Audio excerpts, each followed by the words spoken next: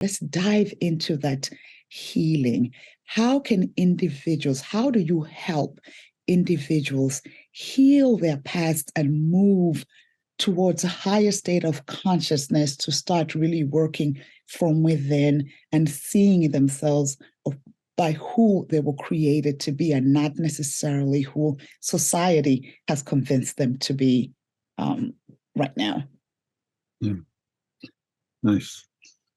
Yeah, I think if people understood that, and it's common knowledge, that only about 5% of our thoughts we're aware of. 95% of our thoughts are subconscious, and so we're not aware of it. Mm-hmm. And all the different times in your life where you didn't know how to deal with something, you didn't know how to deal with the emotions around it, you just didn't have somebody to help you, you weren't mature enough to do it on your own.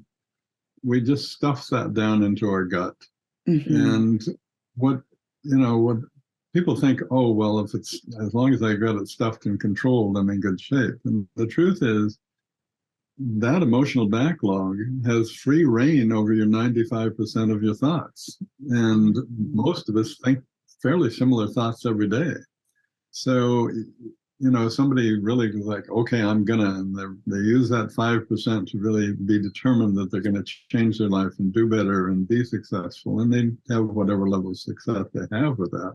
Mm-hmm. But they don't realize that 95% is completely sabotaging everything they're doing.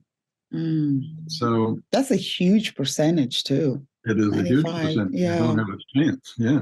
And so, what you were talking about is, I call it the big game, where there's really 3 roles in the big game, and almost everybody's playing the big game. And the one role is persecutor, the other is victim, and the other is rescuer. And what those are is really, it doesn't matter what role you take or prefer. You might switch around quite a bit. You can play the game by yourself and be all 3 roles. Yeah. But it's basically, if I'm coming in as a rescuer and the woman I'm trying to, rescue is her favorite role as a victim, I'm really doing that to get love and acceptance from them. And they're doing it to get love and acceptance from me. It's like this subtle, subversive concept or contract that we have to get love. But you'll only get like a B- level of love. You'll never get, really that unconditional love. And it fades away eventually. It's not sustainable. You can live with it every day. It really, it falls apart. That's why the divorce rate is where it is. The relationship problems are where they are.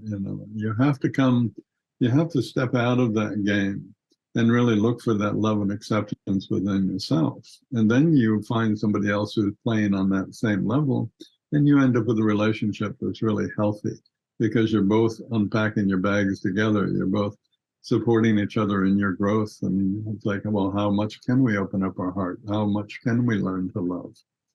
But, you talked earlier about, developing your brain. Most people don't understand that your heart and your gut have really huge numbers of brain cells. They are part of the brain. And so you might develop the cranial capacity, but if you haven't developed the gut brain with that, you're really, you're stuck.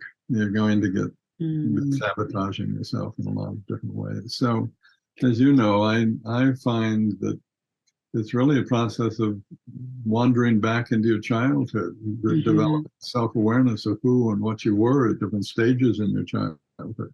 It's not uncommon for people to say, oh, well, we were looking at things that I didn't even know were there, or we're dealing with issues that I didn't recognize I was at the effect of.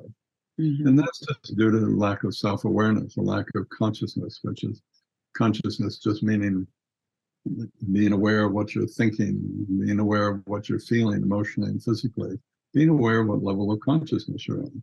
Being in the present moment. Yeah. Well, your level of consciousness determines how you see the world, how you perceive it, how you are going to experience it. Is it a threat? Is it a supportive thing? What is it? What is this thing that's coming into my life? How do I going to see and experience that? And how I'm going to react to it. So how your level of consciousness really determines your experience of life.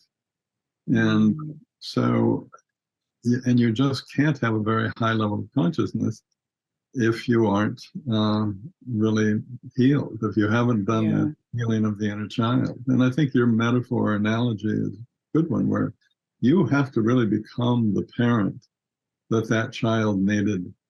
And you have to really develop a relationship that supports that child in acknowledging, expressing, healing whatever emotional backlog there might be, whether that's anger, hurt, fear, shame, guilt.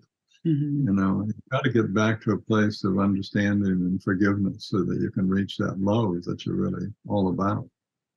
Mm-hmm. And so, yeah, I think it's, for me, it is that inner journey to outer success that most people fail to look at. It's that unwillingness to invest in themselves, to take care of themselves,